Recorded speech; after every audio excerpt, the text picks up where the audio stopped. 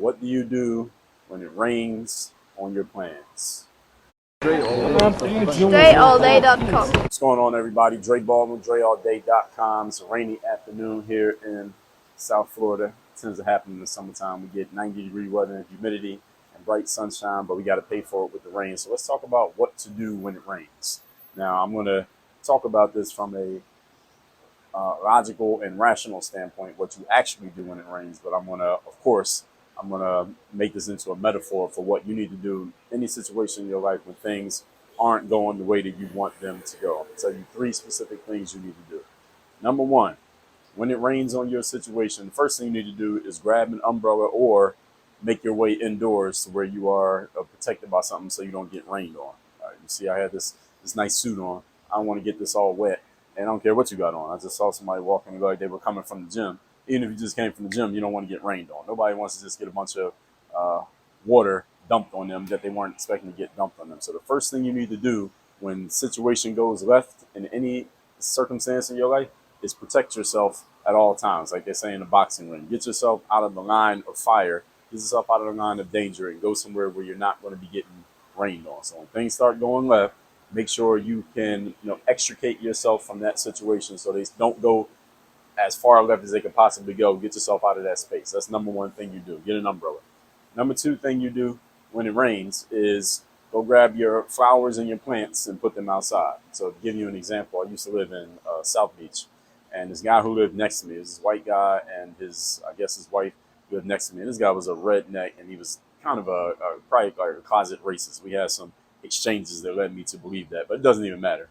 The whole point of me bringing him up is he had all these flowers, he had all these plants, like potted plants, outside of his place. This was like a apartment building, so he had all these plants that he would have sitting out on his like on the balcony outside of his place. And anytime it rained, I would see him. He would put a raincoat on, like one of those ponchos, like those plastic ponchos, big yellow, bright yellow ones. He would put that on. He would come outside in the rain, and he would get all his plants that were lined up next to the door.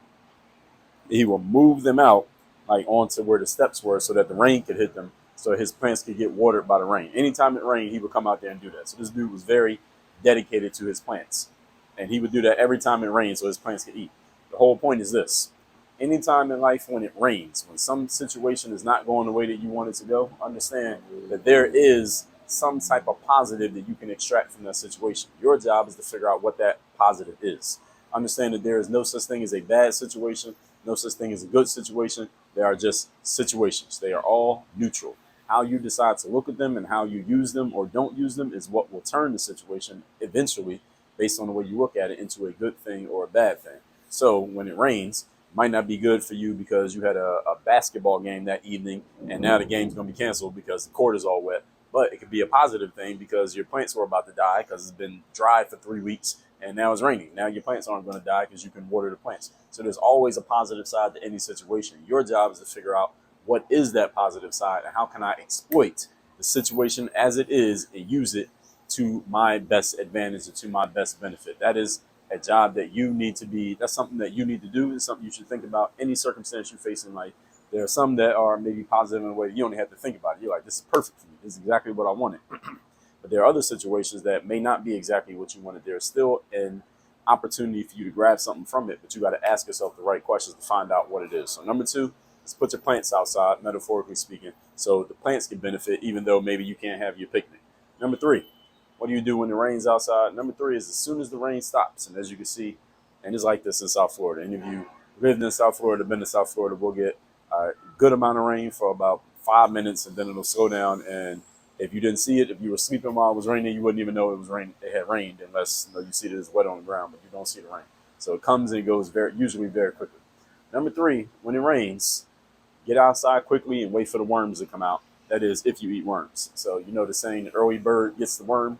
That saying, one of the reasons why they say the early bird gets the worm is because the early bird is the one who comes out first as soon as it stops raining. Because when it stops raining, for whatever reason, don't ask me. I'm not a zoologist, so I can't explain to you why the worms do this. But after it rains, a bunch of worms come out, a bunch of insects come out, and that's what birds eat. They eat insects, they eat worms. And the early birds should get out there and be ready, because the worms are going to start coming out of the dirt. The insects are going to start coming out from wherever they were hiding.